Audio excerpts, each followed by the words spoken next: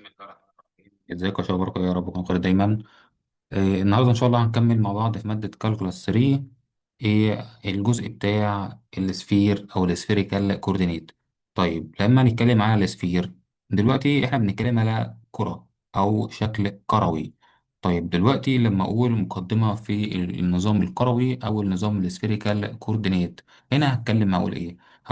هقول النظام ده بيتمثل ازاي، واشوف كل إيليمنت فيه بيدل على ايه، شوية العلاقات وشوية التحويلات من نظام لنظام تاني وكده خلاص. يعني دي الحاجات اللي هتهمني في كل درس.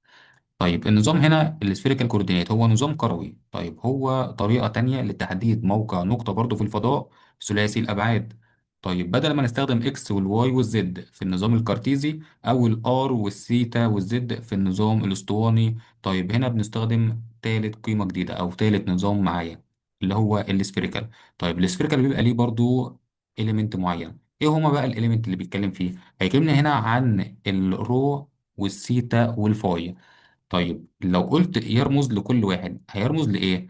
يعني أنا لو اتكلمت على الرو الأول كده، لو مسكتها وقلت إن الرو ديت هي المسافة من النقطة إلى الأصل، المسافة من النقطة بتاعتي اللي هي في الفضاء اللي هي النقطة دي للأصل، الأصل اللي هو بتاعي صفر وصفر، يعني المسافة دي هي ديت الرو. طيب لو اتكلمت وقلت إن الطاق بتاع الرو قال لي هنا أكبر أو يساوي الصفر، يعني مستحيل يقول لي اللي هي بالسالب.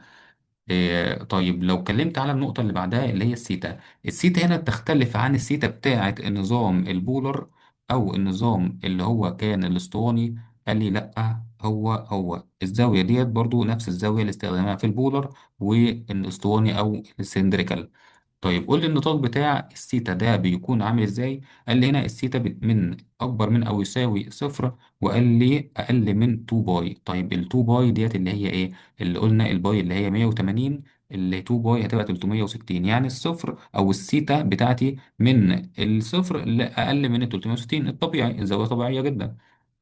طيب لو رحنا لنقطة تانية أو الأخيرة بقى بتاعة الفاي، الفاي هنا إيه بترمز لإيه؟ اللي هي دي الزاوية بين المحور زد الموجب والخط الواصل من نقطة الأصل اللي هي النقطة بتاعتي. يعني أروح أشوف النقطة بتاعتي فين وأشوف الزاوية بتاعت اللي ما بينها وما بين الزد إيه، هو ده الفاي. طب تيجي نشوف بقى كده النطاق بتاعي آخر حاجة. قال لي هنا الفاي ديت بتعتبر من أكبر من أو يساوي صفر وأقل من أو يساوي الباي، وقلنا الباي اللي هي 180. طيب نطلع بقى نشوف الرسمة. هدي هنا المحور بتاع الإكس العادي جدا، ادي محور الاكس الطبيعي، وادي محور الواي، وادي محور الزد، والتلاتة بيبقوا عموديين على بعض. طيب عملت هنا نقطة، ادي النقطة بتاعت الرو فاي سيتا، وقلت له النقطة دي من هنا لحد الأصل هو ده الرو. تمام كده، يبقى هو ده البعد بتاع الرو. طيب قلت له النقطة بتاعتي تمام، ومحور الزد المسافة أو الزاوية اللي ما بينها اسمها فاي. تمام كده، يبقى ديت تاني نقطة معايا. طيب السيتا زي ما احنا قلنا قبل كده، السيتا الطبيعية اللي كانت معايا في البولر والسلندريكال اللي هي ما بين الار. تمام، ادي هنا الار العمودي على النقطة التانية الاسقاط بتاعها اللي هو عمودي عليها زي ما هو راسم لي بالظبط اهوت كده، قام جاي راسم لي الار وقال لي السيتا بتاعتك ما بين الار وما بين الاكس اكسس او محور الاكس الموجب. كده انا فهمت اللي هو عايزه مني. اللي هو عايز ايه؟ قال لي انا عملت نظام جديد اسمه سفيريكال كوردينيت اللي هو نظام كروي، بدل الاكس واي زد بتاع الكارتيزيان والار سيتا زد بتاع السلندريكال. يبقى انا معايا كده نظام جديد اسمه رو فاي، او رو سيتا فاي. ادي الرسمه بتاعتي تمام. نشوف بقى اللي هو عايزه مني لما بيقول لي مثلا الرو ديت بترمز ليك بالرمز ايه. الرو ديت قلنا اللي هي النقطه اللي هي بتبعد عن الاصل. هي ده كل اختصار، ادي الاصل هنا وادي النقطه هي تبعد عن الاصل بقيمه رو. طيب الفاي اللي هي إيه، نزلت من محور الزد موجب قد ايه؟ صح كده، يبقى اروح اشوف الرو فين واروح اشوف الزد اكسس فين، يبقى دي الفاي اللي ما بينها. طيب الثيتا اللي هي اروح اشوف الار او العمودي على النقطه. تمام، نزلنا عملنا اسقاط عمودي يبقى ده الار، يبقى الثيتا بتاعتي اللي ما بين الار تمام كده وما بين الاكس اكسس. طيب اشوف بقى التحويلات، بقى التحويلات اللي هي من الانظمه للتانيه. طيب هنمسك كده اول تحويله اللي هي من السفيريكال لسلندريكال. سفيريكال ليه سلندريكال؟ طيب السلندريكال كانت بتتميز بايه؟ بالار والثيتا والزد، صح كده؟ مش ده كان النظام السلندريكال الاسطواني؟ ار وثيتا وزد. طيب لما اقول بقى الموضوع ده او الار والثيتا والزد هجيبهم ازاي من النظام اللي هو السفيريكال الكروي؟ هنا قال لي الار بتاعتك، ادي هنا القوانين دي حفظ صم طبعا، تيجي في المسائل على طول. الار بتاعتي رو ساين فاي. طيب الثيتا قلنا هي نفس الثيتا، مفيش اي اختلاف، يبقى ثيتا بتساوي ثيتا القديمه. طيب الزد بقى بتساوي رو كوزاين فاي. حطيت الثلاث قوانين كده، عرفت احل او اعمل تحويل من السفيريكال لسلندريكال. طيب لما اروح على القوانين التانية او اشوف التحويلات التانية، اللي هو لو انا عايز اعمل من السفيريكال لكارتيزيان. طيب انا كده فوق عملت سفيريكال لسلندريكال، طيب هعمل بقى من سفيريكال لكارتيزيان. لما اعمل الكارتيزيان، كارتيزيان مميزة بايه؟ بالاكس والواي والزد. يعني اقول له هنا الاكس بيساوي رو ساين فاي كوزاين سيتا، وهقول له هنا الواي بيساوي رو ساين فاي ساين سيتا. طيب اقول له هنا برضو الزد بتساوي رو كوزين الفاي. تمام، يعني هنا الاثنين ساين فاي، وبعدين هنا الزد بتاعتي كوزين الفاي. انا كده حفظت الثلاث معادلات، واقول له دول اللي خاصين بالسفيريكال لكارتيزيان. كارتيزيان اكس واي زد، ادي الثلاث معادلات بتاعتي اكس واي وزد. طيب لما هنا بيقول كلمني بقى، بيقول لي لو انت عايز من كارتيزيان لسفيريكال، يعني لو عندك نقطة اكس واي زد وعايز تحولها لسفيريكال، اللي هي رو وسيتا والفاي. طيب الرو بقى بتاعتي تبقى بتساوي ايه؟ ادي الرو بيقول لي الرو تربيع بتساوي اكس تربيع زائد واي تربيع زائد زد تربيع. طيب يعني هي برضو بتساوي الرو بتساوي الجذر التربيعي لإكس تربيع زائد واي تربيع زائد زد تربيع، صح كده؟ هما الاتنين بيساووا بعض. طيب الثيتا بتاعتي هتساوي إيه؟ خلي بالك إحنا بنحول من كارتيزيان اللي هي إكس واي زد لسفيريكال. طيب يبقى دي الرو بتاعتي تمام، والثيتا بتساوي تان ماينس 1 الواي على الإكس. تمام كده؟ طيب. طيب الفاي بتساوي إيه؟ بتساوي كوزاين ماينس 1 الزد على الرو. ادي كده التلات قوانين بتوعي اللي خاصين بايه؟ بالتحويلات من الكارتيزيان اللي اكس واي زد للسفيريكال اللي هي رو سيتا فاي.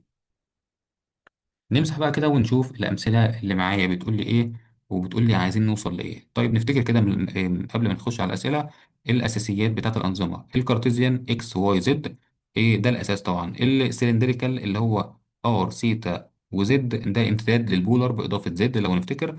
البولر كان خاص بالار والسيتا. والنظام الثالث والاخير عندنا اللي هو السفيريكال، اللي هو كان بيكلمني في الرو والثيتا والفاي، ده امتداد الثري بيعتمد على الزاويه والمسافه. طيب كل نظام من ده بيتحول للتاني بسهوله باستخدام المعادلات اللي احنا شفناها. طيب نشوف بقى في المثال الاولاني، قال لي انا حول لي او حول النقطه دي من سلندريكال لسفيريكال. طيب ايه بقى الموضوع ده؟ قال لي هنا حول لي من سلندريكال لسفيريكال. السلندريكال اللي احنا قلنا عليه اللي هو ار سيتا والزد. تمام كده، عايز يحولها لسفيريكال. احط القوانين بتاعتي وابدا احل على طول. يعني هنا لو قلت له ادي الايه، احط القوانين بتاعتي، ادي النقطه كذا كذا كذا، عايز احولها من سلندريكال لاسفيريكال، احط القوانين على طول. الرو بتاعتي بتساوي ايه؟ بتساوي جذر التربيع ار تربيع زائد زد تربيع. طيب الار تربيع انا عندي كام؟ هروح اشوف الار تربيع، ادي اول حاجه ار تربيع، يبقى جذر التربيع هيروح هيطير مع التربيع، هيتبقى لي 6.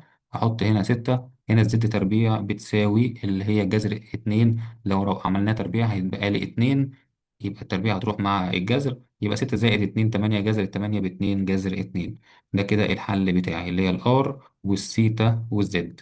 تمام، يبقى هو بيحول لي من السلندريكال اللي هو إلى اسفيريكال. طيب السلندريكال قلنا اللي هو ار ثيتا والزد، عايز احول من الار وثيتا وزد، عايز احول لسفيريكال. طيب اللي هو الرو والثيتا والفاي.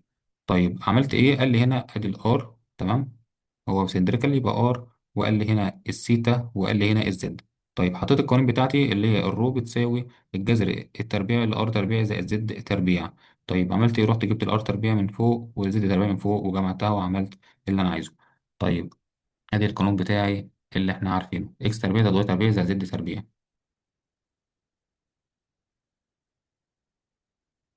طيب نكمل بقى ونشوف المثال او النقطة اللي بعدها. جبنا الرو، طيب اللي عليها الدور هنا المفروض نجيب الزاوية او الزاوية بتاعتي. مش القانون هنا بيقول لي زد بيساوي رو كوزين فاي؟ طيب انا عايز اجيب الفاي بتاعتي دي. الفاي هنا هجيبها ازاي؟ قال لي كوزين فاي تجيبها هتودي الرو الناحية التانية، يبقى زد على الرو بيساوي كوزين فاي. تمام، عندي الزد وعندي الرو. تمام، الزد هنا بيساوي جذر اتنين، وعندي الرو هنا لسه جايبها اتنين جذر اتنين حطيتها، وبعدين جبت شيفت كوزين عشان اجيب الزاوية بتاعتي، طلعت باي على تلاتة. يعني النقطة هنا معايا اللي هي اللي انا جبتها الرو والفاي، والثيتا هي بتاعتي اللي هي كانت باي على أربعة دي ثابتة. يبقى انا كده كان مديلي الار والثيتا والزد، خليت الثيتا تبقى ثابتة اللي هي في النص هنا، خليتها تبقى ثابتة، ومعايا ار وزد حطيتهم في القوانين وعوضت لحد ما جبت الباقي. طيب المثال اللي بعد كده بيقول لي هنا حول من الكارتيزيان لسفيريكال. طيب وقال لي هنا ايه؟ قال لي هنا المثال بتاعك اللي هو سالب واحد واحد سالب جذر اتنين. طيب هحول من الكارتيزيان، الكارتيزيان اللي هي ايه؟ الاكس والواي والزد، يعني هنا اكس وواي زد، صح كده؟ طيب عمل ايه بقى؟ قام جاي حط القوانين بتاعتي. عايز اسفيريكال يبقى احط الرو هنا بيساوي جذر تربيع اكس تربيع زائد واي تربيع زد تربيع. هنا اكس واي وزد حطهم وحط عوض بالقيم وطلع لي الرو على طول. طيب خلصت الرو، اروح اجيب الزاويه بتاعتي اللي هي زد بيساوي الرو كوزين فاي. اودي الفاي الناحيه التانيه، اقسم على الفاي في كل طرف، يبقى زد على فاي بيساوي كوزين فاي زي ما هو مكتوب لي هنا. عوضت بالزد والرو، وبعد كده عملت شيفت كوزاين عشان اجيب الزاوية لوحدها، طلعت 3 باي على 4. وبعدين اقول له هنا بقى الساين سيتا عشان اعرف الساين سيتا برضو بتاعتي فين. بتساوي الواي على الرو ساين سيتا اللي انا جبتها من القانون بتاعي برضو. جبت الساين سيتا في طرف، وبعدين عوضت بالقوانين والقيم بتاعتي لحد ما جبت السيتا بتاعتي بتقع فين، لا اما باي على 4 لا اما 3 باي على 4. وقلت له في الاخر مش انت عايز الى اسفيريكال يعني الرو والثيتا والفاي، واكتبهم له جنب بعض وخلاص. هنا بيقول لي بقى ايه identify the service for each of the following which. طيب هنا الرو بتساوي خمسة، يعني ايه؟ يعني بيقول لي كل نقطة او كل النقاط اللي تبعد خمس وحدات عن الاصل. طب مش الرو هي المسافة ما بين النقطة والاصل بتساوي خمسة؟ يعني النقط اللي بتبعد عن الاصل بتاعي بمقدار خمسة. طيب الشكل هيبقى بشكل كرة نص قطرها خمسة ومركزها هو الاصل. طيب ده نفس الكلام المكتوب، بس انا بحاول ان انا احلها معاك بالنظري. طيب لو قلت البي بتساوي الفاي بتساوي باي على 3، ايه اللي هيحصل؟ اللي هيحصل هنا بيقول لي الزاويه اللي هي بين محور الزد الموجب والخط الواصل للنقطه اللي هو الرو بيساوي ايه؟ بيساوي باي على 3. يعني هيعمل لي على شكل مخروطي، لو انت عوضت على القيم هيعمل لي شكل مخروطي.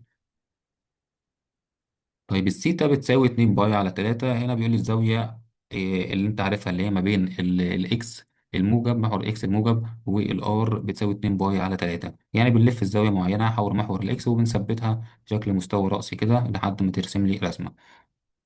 طيب لو اتكلمت على الرو ساين فاي بيساوي 2. ده هنا ممكن نبدأ نحللها بقى، نبدأ نحلل الموضوع ده. هنحلها ازاي؟ هنا رقم دي، ننزل كده على رقم دي اللي هي رو ساين فاي بيساوي 2. طيب هنحلها ازاي؟ لو قلنا هنا مثلا ان المعادله بتاعتي اللي هي رو ساين فاي بتساوي الكونستانت. طيب هنا لما كان بيقول لي ان الرو ساين فاي فوق كده بيقول لي الرو ساين فاي بيساوي 2.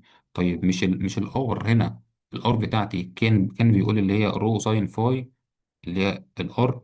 طيب ما انا ممكن اقول له الار هنا بيساوي 2 لان الرو ساين فاي هي الرو ساين فاي اللي فوق، يعني ممكن تساوي 2. يعني هنا لو عملت تربيع للطرفين قبل ما اتكلم في النقطة دي، انا كنت بتكلم على المعادلة اللي فوق دي. بدل الرو ساين فاي انا كنت عارف قانون اسمه الار بتساوي هي الرو ساين الفاي. تمام، انا ممكن اشيل الرو ساين فاي ديت واحط مكانها الار، يبقى الار بتساوي الاتنين، صح كده؟ يعني لو قلت له الار او الرو تربيع ساين تربيع الفاي بتساوي اتنين تربيع اللي هي اربعة. يعني هو عمل لي تربيع للطرفين، وبعدين قام جاي معوض بالقانون العادي اللي احنا عارفينه بتاع الرو لحد ما طلع لي النموذج في الاخر، وقال لي هنا اكس تربيع زائد الواي تربيع بيساوي الاربعة اللي انا لسه قايلها لك.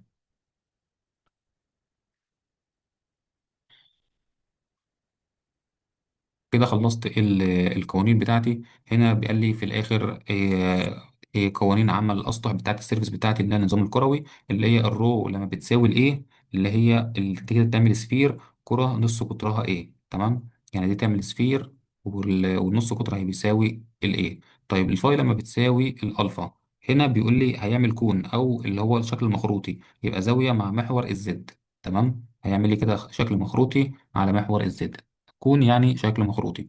طيب هنا الثيتا بتساوي البيتا. طيب هنا بيقول لي هيحصل ايه، يعمل لي فيرتيكال بلين.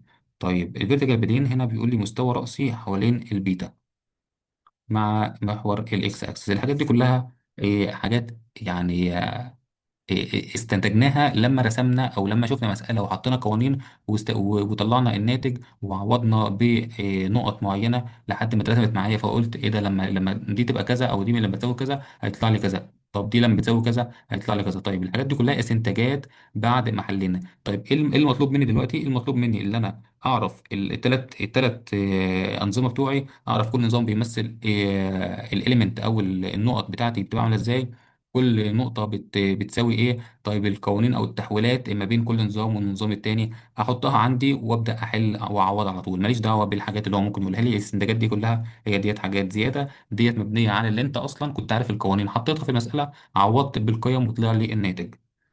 كده خلاص الحمد لله. شابتر 4 ألقاكم إن شاء الله في الحل على الشباتر دي كلها، والحل إن شاء الله هيجمع الأفكار كلها مرة واحدة وهيبني معانا قواعد ثابتة في الحل ونظام ثابت برضه في الحل. والسلام عليكم ورحمة الله وبركاته.